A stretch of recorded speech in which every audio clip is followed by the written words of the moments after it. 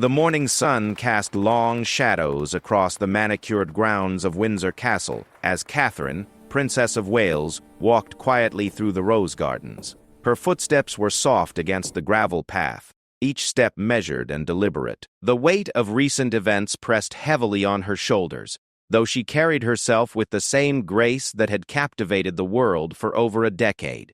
Just months earlier, the palace walls had echoed with hushed conversations and worried whispers. The news that would change everything had arrived on an ordinary Tuesday morning in late January. King Charles III, her father-in-law, and the monarch she had grown to respect deeply, had received a diagnosis that would shake the very foundations of the royal family: cancer. The word hung in the air like a dark cloud, casting uncertainty over the future of the crown. Catherine remembered the moment Prince William had told her the news. They were in their private sitting room at Adelaide Cottage, their 3 children playing in the garden outside. The late afternoon light streamed through the windows, creating a peaceful atmosphere that contrasted sharply with the gravity of William's words. His voice had been steady, but she could see the concern in his eyes, the way his jaw tightened as he spoke. This was not just about his father's health. It was about the monarchy itself. The princess had always understood that her role would evolve over time. When she first married William in that fairy tale ceremony at Westminster Abbey in 2011, she knew she was stepping into a life of service and duty, but she had expected years, perhaps decades, to grow into the role of future queen. The timeline had suddenly accelerated, and with it, the expectations placed upon her shoulders. In the days following the king's diagnosis, Catherine found herself thrust into a more prominent position within the royal hierarchy. The palace machinery moved swiftly, with private secretaries and advisors working behind the scenes to ensure continuity of royal duties. But it was Catherine's personal response that caught the attention of those who mattered most. She didn't retreat or show any sign of being overwhelmed. Instead, she stepped forward with a quiet confidence that impressed even the most seasoned royal observers. Her background had prepared her for this moment in ways that perhaps even she hadn't fully realized. Born Catherine Elizabeth Middleton in Reading, she had grown up in a middle-class family that valued hard work and resilience. Her parents, Michael and Carol Middleton, had built a successful party supply business from the ground up, instilling in their daughter the importance of dedication and perseverance.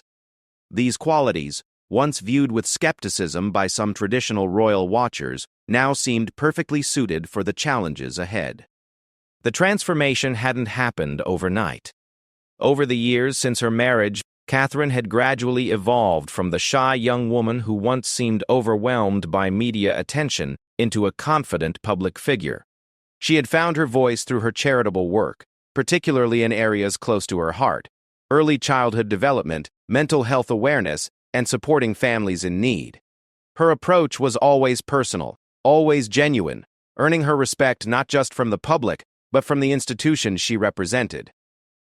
Now, as she walked through the gardens that had witnessed centuries of royal history, Catherine reflected on the magnitude of what lay ahead. The whispers in the corridors of Buckingham Palace had grown louder in recent weeks. Courtiers spoke in measured tones about succession planning, about the need for stability during uncertain times. The king continued his treatment with characteristic stoicism, but the reality remained that the crown needed to be prepared for any eventuality. Catherine's phone buzzed softly in her pocket, pulling her from her thoughts. A message from William, who was attending a meeting with senior palace officials. The constitutional machinery of the monarchy was complex, with protocols and procedures that had evolved over centuries. But at its heart, it was about people, about family, about service to the nation. William's message was simple: thinking of you. We're in this together. That phrase had become their private motto in recent months. Together, they had navigated the challenges of royal life, from the intense media scrutiny of their early relationship to the pressures of raising 3 children in the public eye. George, Charlotte, and Louis had adapted remarkably well to their unique circumstances, showing the same resilience that their parents demonstrated daily. The princess paused beside a particularly beautiful rosebush, its deep red blooms reminding her of the Tudor rose, symbol of the monarchy that she might one day help to lead. The irony wasn't lost on her that a woman who had once been dismissed by some as a mere commoner was now being discussed as a potential future queen in her own right, not just by marriage but by the force of her character and dedication. Behind the palace walls, preparations were already underway for various scenarios. The royal household operated with military precision, but it also required a human touch, something that Catherine had provided in abundance. Her ability to connect with people from all walks of life had proven invaluable during state visits, charity events, and public engagements. Foreign dignitaries spoke warmly of her intelligence and compassion, while ordinary citizens felt a genuine connection to her down-to-earth approach. The media, ever present in royal life, had begun to take notice of the shift in dynamics. Photographers captured moments that seemed to tell a story of readiness and capability. Catherine's body language spoke of confidence. Her interactions with officials and foreign guests demonstrated her growing comfort with the complexities of royal protocol. The girl who had once been nicknamed Weighty Katie by an impatient press had transformed into a woman of substance and purpose. As the morning progressed, Catherine made her way back toward the castle, her mind already turning to the day's appointments. There would be meetings with her private secretary, discussions about upcoming engagements, and the endless correspondence that formed part of royal life. But there would also be moments of normalcy, helping the children with their homework, sharing dinner with William, and the simple pleasures that kept their family grounded. The palace whispers continued to grow, but they were no longer filled with uncertainty.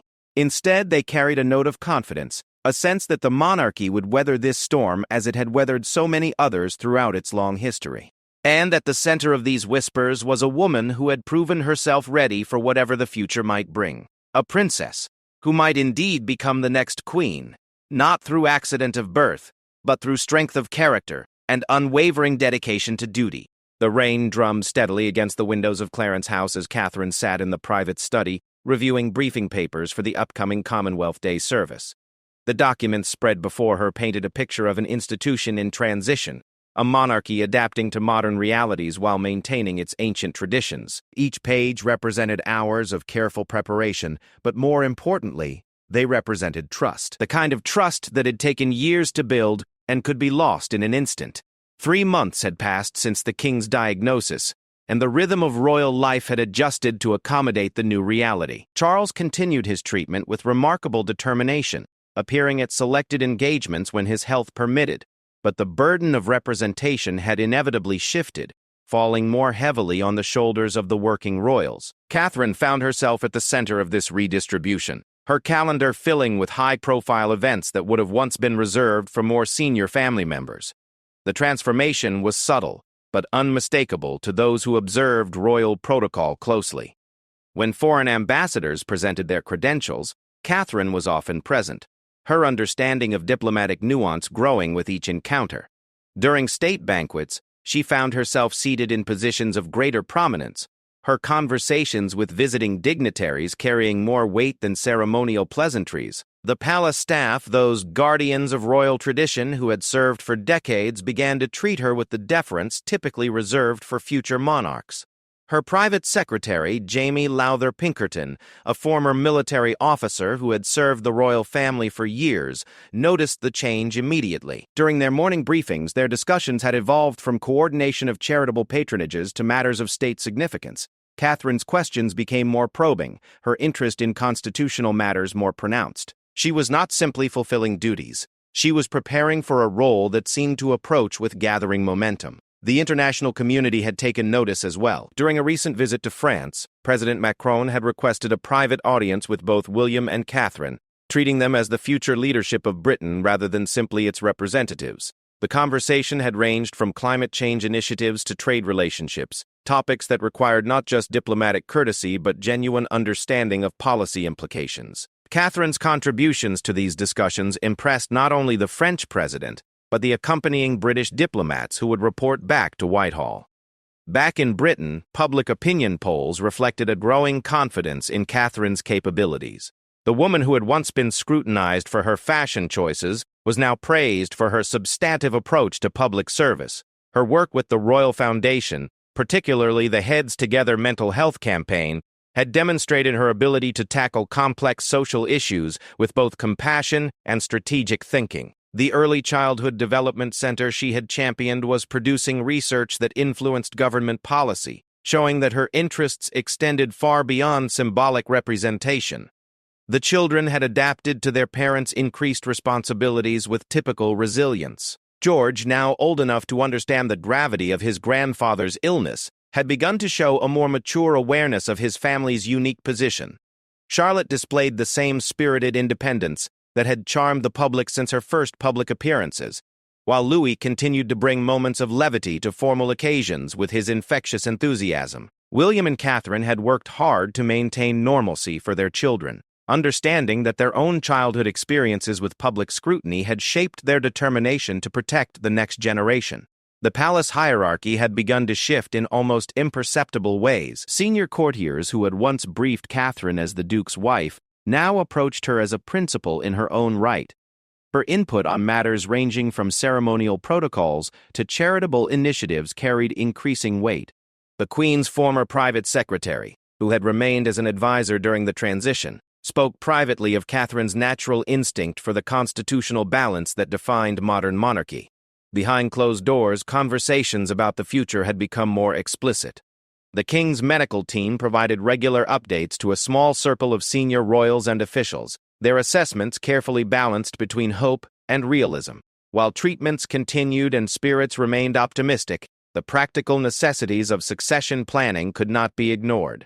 William's preparation for his eventual role as heir apparent was accelerated, and by extension, Catherine's preparation for her future position as his queen consort. The media landscape had evolved along with royal circumstances. Where once coverage focused on fashion choices and family outings, journalists now analyzed Catherine's diplomatic skills and constitutional understanding. Her speeches were parsed for policy implications, her charitable choices examined for their broader social impact. The transformation from celebrity figure to stateswoman was documented in real time, creating a public narrative of growth and readiness. European royal families had begun to treat Catherine with the protocol typically reserved for future queens regnant. During the recent state visit from the Netherlands, Queen Maxima had engaged her in detailed discussions about the role of modern monarchy in addressing social inequality. These conversations went far beyond polite diplomatic exchange, revealing Catherine's sophisticated understanding of how royal influence could be leveraged for substantive change. The Commonwealth realms were also taking notice of the shifting dynamics within the British royal family. High commissioners from Canada, Australia, and New Zealand had requested increased engagement with William and Catherine, recognizing that their future relationship with the crown would likely be defined by this couple's approach to international relations. Catherine's natural warmth and genuine interest in different cultures had proven particularly effective in maintaining the personal connections that held the Commonwealth together. Her private moments revealed the weight of these expectations. Close friends spoke of long conversations about duty and service, about the balance between personal desires and public responsibility. Catherine had always been thoughtful and deliberate in her approach to royal life, but the current circumstances required an even deeper level of commitment and sacrifice. She understood that her children's futures were being shaped by decisions made in these crucial months. The king himself had begun to rely more heavily on Catherine's judgment and support. Their relationship, always warm but previously more formal, had deepened into something approaching genuine partnership. During family gatherings at Balmoral, Charles sought her views on matters of state, valuing her perspective as someone who brought both fresh thinking and deep respect for tradition. These conversations, witnessed by household staff bound by generations of discretion, suggested a passing of responsibility that transcended mere protocol. As autumn approached, the palace machinery continued its careful preparations for multiple futures. Constitutional experts worked quietly on documents that might never be needed, while diplomatic channels ensured that international partners understood the continuity of British commitment regardless of internal changes. Through it all, Catherine maintained her focus on the immediate responsibilities of service, even as the whispers around her grew into something approaching certainty about the role she was destined to play in the monarchy's future. The first snowfall of winter dusted the grounds of Sandringham as Catherine stood in the library, surrounded by leather-bound volumes that had witnessed centuries of royal decision-making.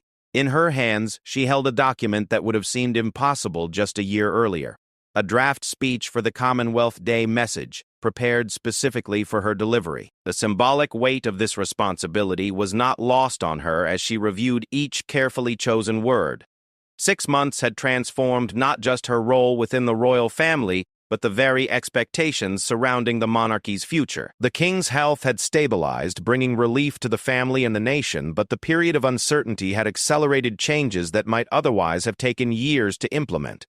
Catherine found herself no longer preparing for distant responsibilities, but actively fulfilling duties traditionally reserved for the sovereign or heir apparent. The international community had begun to adjust their protocols accordingly. When the Prime Minister of Canada visited London, he specifically requested time with Catherine to discuss Commonwealth relations and the monarchy's evolving role in modern governance. Their conversation, held in the same room where Churchill had once briefed King George VI during wartime, marked a new chapter in how the world viewed her position within the constitutional framework. European monarchies were taking particular notice of Catherine's expanding influence. During a private dinner at the Belgian embassy, Queen Matilda had engaged her in detailed discussions about the challenges facing hereditary institutions in democratic societies. These weren't casual conversations between royal spouses, but substantive exchanges between women who understood the unique pressures of representing ancient institutions in modern contexts. The palace staff had adapted to serving what was effectively a co-regency, with Catherine's office operating with the efficiency and protocol typically associated with senior royals. Her private secretary now coordinated directly with the king's household on matters of state significance, ensuring that her engagements complemented rather than duplicated official royal activities. The seamless integration suggested an institution preparing for significant constitutional evolution. Her charitable work had expanded beyond patronages to become vehicles for soft diplomacy and policy influence. The mental health initiatives she championed were now studied by governments worldwide, with her approaches being adopted as official policy in several Commonwealth nations. Her work with early childhood development had influenced budget allocations in the Treasury, demonstrating how royal advocacy could translate into practical government action.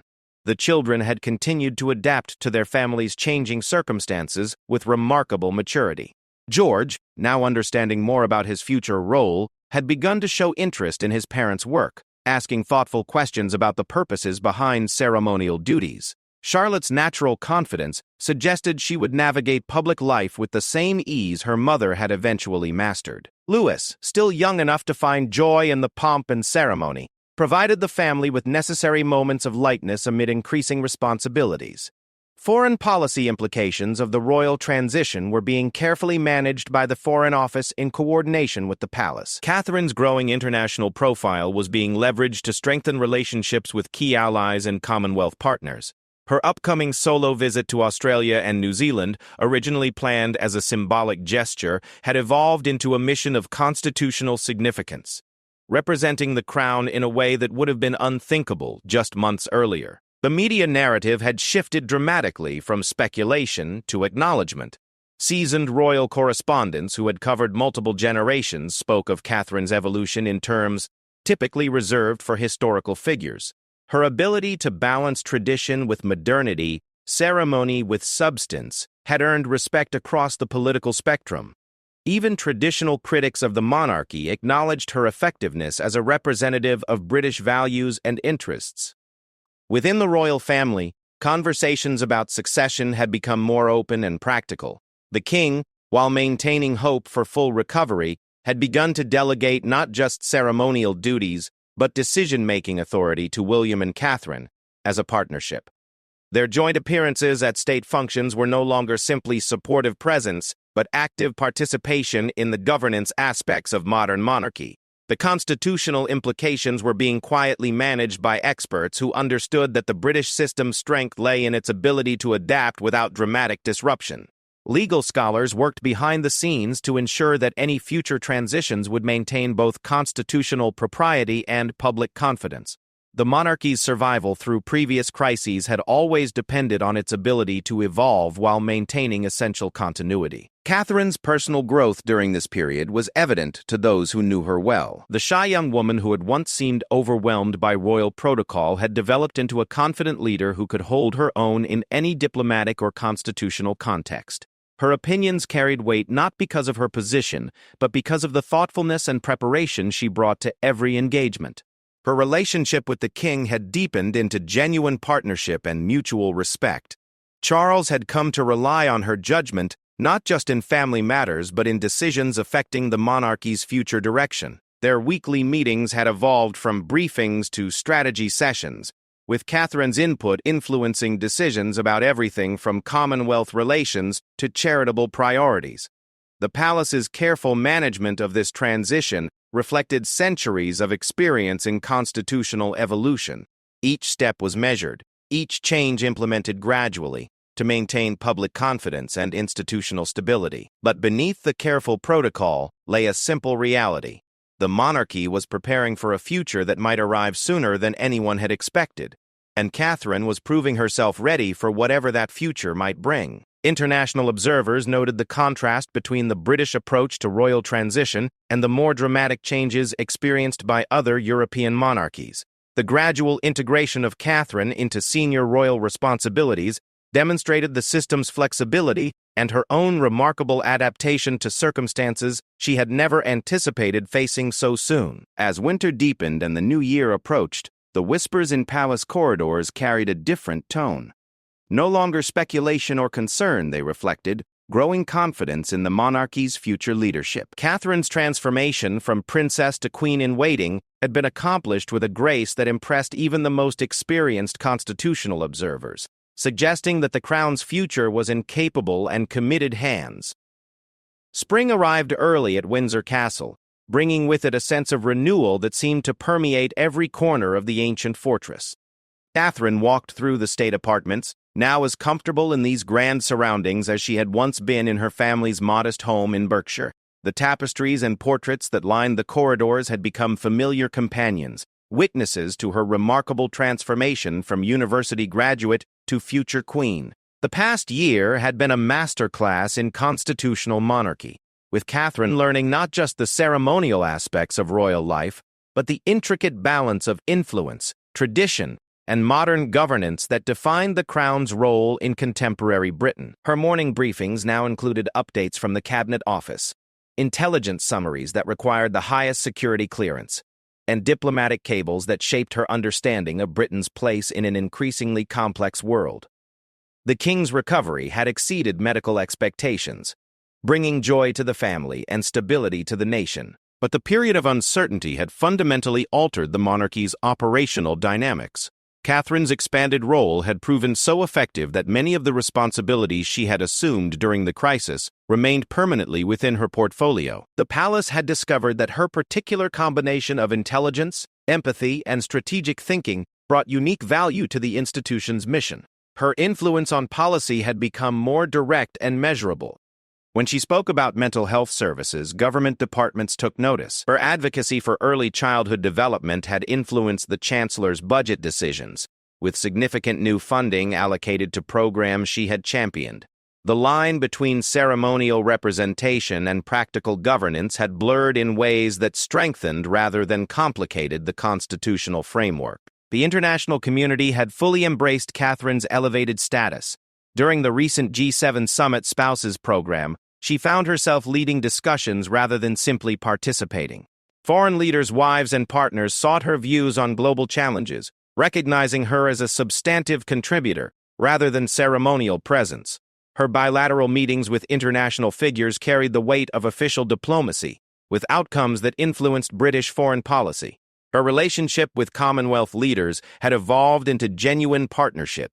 During video calls with prime ministers from across the realm, conversations covered everything from climate change initiatives to trade relationships. Her understanding of each nation's unique challenges and opportunities had impressed even seasoned diplomats, who noted her ability to balance Britain's interests with the Commonwealth's collective goals. The children had continued to develop their own relationships with public service. George's questions about his future role had become more sophisticated, showing an understanding of duty that impressed his grandparents. Charlotte's natural leadership qualities were emerging through school projects and family discussions about social responsibility. Louis brought everyone back to earth with his unfiltered observations about the absurdities of ceremonial protocol, providing necessary humor during serious conversations.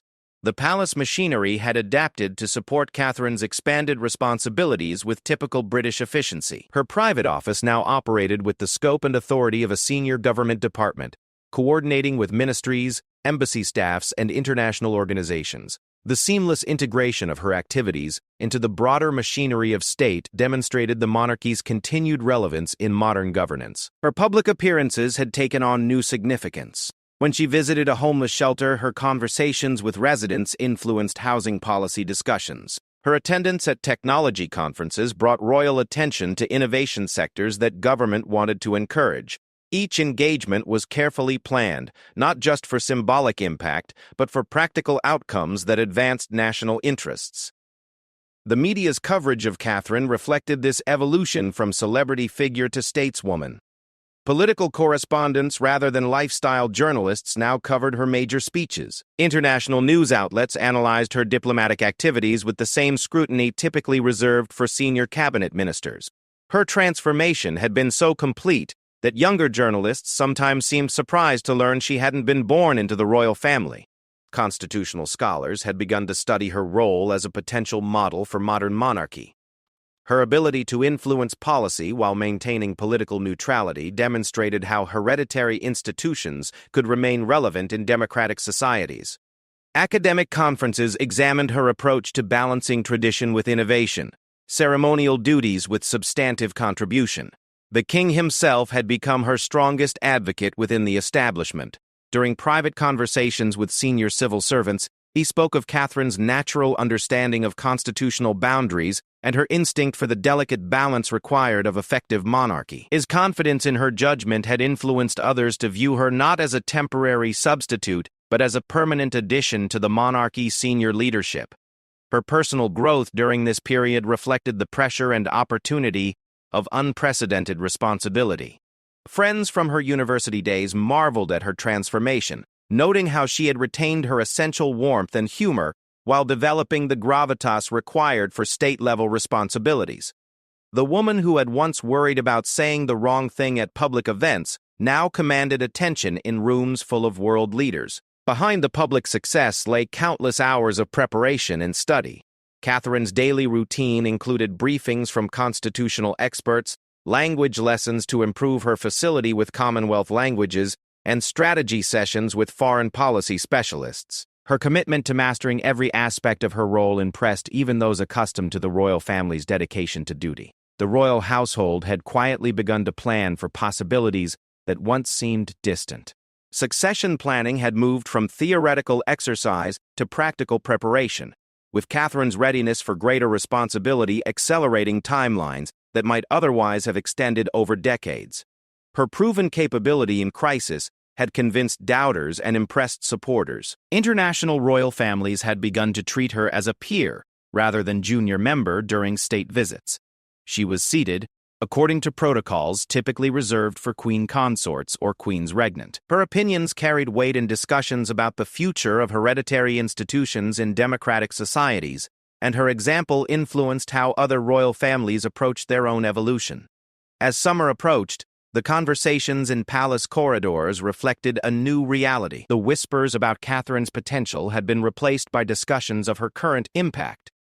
She was no longer preparing to become queen. She was already fulfilling many of the responsibilities that title would bring, demonstrating that the monarchy's future was not just secure, but strengthened by her remarkable adaptation to circumstances that had demanded the very best of her character and capability. The golden light of late afternoon filtered through the windows of Buckingham Palace as Catherine reviewed the final preparations for the state visit that would define her new role within the monarchy.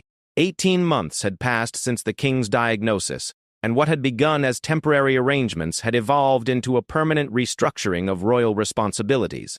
The woman who had once worried about protocol missteps was now trusted with the most sensitive aspects of Britain's constitutional and diplomatic relationships. The visiting delegation from India represented more than ceremonial exchange. It was a test of Catherine's ability to navigate the complex relationships between Britain and its former colonies, while advancing contemporary interests in trade, climate action, and security cooperation. Her preparation had been exhaustive, involving weeks of briefings from the Foreign Office, sessions with South Asian cultural experts, and detailed study of the historical grievances and modern opportunities that shaped Indo-British relations. The transformation in how others perceived her role was evident in every aspect of the visit's planning. When the Indian Prime Minister's office had requested specific meetings with Catherine to discuss education initiatives and women's empowerment programs, it wasn't diplomatic courtesy, but recognition of her influence on British policy in these areas. Her work with early childhood development had gained international recognition, with several Commonwealth nations adopting programs based on her initiatives.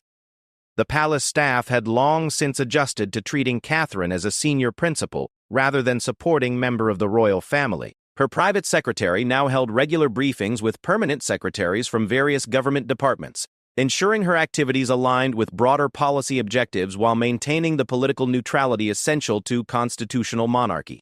The integration was so seamless that newer staff members sometimes assumed it had always been this way. Her children had adapted remarkably to their mother's elevated responsibilities, showing the same resilience that had carried previous generations of royals through periods of change. George had begun to understand his family's unique position in national life, asking thoughtful questions about the purposes behind ceremonial duties. Charlotte's confidence in public settings suggested she would navigate royal life with natural ease. Louis continued to provide moments of levity, reminding everyone that beneath the grand titles and ancient protocols lay an ordinary family dealing with extraordinary circumstances. The international community had fully embraced Catherine's expanded role. During multilateral summits, she was now included in discussions previously reserved for heads of state or senior ministers. Her contributions to conversations about global challenges carried weight that extended beyond her ceremonial position. Foreign leaders had learned to value her insights on social policy, her understanding of cultural dynamics, and her ability to build bridges across different communities and interests. Her influence on domestic policy had become more direct and measurable. Government ministers regularly sought her input on initiatives related to her areas of expertise. Her advocacy had influenced budget allocations, shaped legislative priorities, and affected how Britain approached international development assistance. The careful balance she maintained between royal neutrality and substantive contribution had become a model for how modern monarchy could remain relevant in democratic governance. The king's successful treatment had provided stability and continuity, but it had also confirmed the wisdom of the transition that had taken place during his illness. The expanded responsibilities Catherine had assumed proved so effective that they remained permanently within her portfolio even after the immediate crisis passed. The monarchy had discovered that her particular combination of skills and temperament brought unique value to the institution's mission. Constitutional scholars had begun to study her role as evidence of the monarchy's continued evolution. Her ability to influence policy while maintaining political neutrality demonstrated how hereditary institutions could adapt to contemporary challenges without abandoning essential principles. Academic conferences examined her approach to balancing tradition with innovation, ceremony with substance, finding lessons applicable to democratic institutions more broadly. The media narrative around Catherine had completed its transformation from celebrity coverage to serious political analysis. International correspondents covered her diplomatic activities with the same attention given to senior cabinet ministers. Her speeches were analyzed for policy implications, her charitable choices examined for their broader strategic significance. The woman who had once been criticized for her privileged background was now praised for her sophisticated understanding of social challenges and effective advocacy for meaningful change. Her personal relationships within the royal family reflected the new dynamics of shared responsibility. The king had come to rely on her judgment not just in ceremonial matters but in decisions affecting the monarchy's future direction. Prince William, while maintaining his position as heir apparent, had embraced their partnership approach to royal duties, recognizing that their combined efforts strengthened rather than complicated the institution's effectiveness. The Commonwealth realms had adjusted their protocols to reflect Catherine's enhanced status. High commissioners and prime ministers sought her engagement on issues ranging from climate change to economic development, recognizing her as a substantive partner in addressing shared challenges. Her natural warmth and genuine interest in different cultures had proven particularly effective in maintaining the personal connections that held the Commonwealth together. Behind the public success lay a private commitment to continuous learning and improvement. Catherine's daily routine included regular consultations with policy experts, cultural advisors, and constitutional scholars. Her dedication to mastering every aspect of her expanding role impressed even those accustomed to the royal family's commitment to duty and service. The palace whispers that had once carried uncertainty and speculation now reflected confidence and purpose. Senior courtiers spoke of Catherine's readiness for greater responsibility, her natural instinct for the constitutional balance required of effective monarchy. The institution that had survived centuries of political upheaval and social change had found in her a leader capable of guiding it through whatever challenges the future might bring.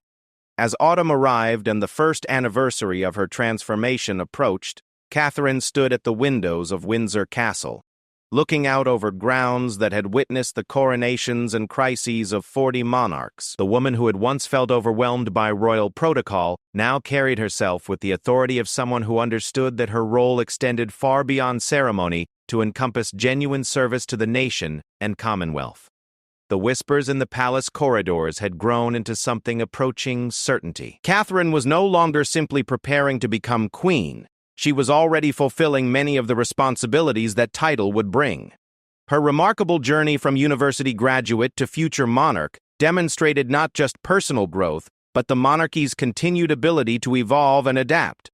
The crown's future was not just secure but strengthened by her presence, ensuring that the ancient institution would continue to serve the modern world with relevance, dignity, and purpose.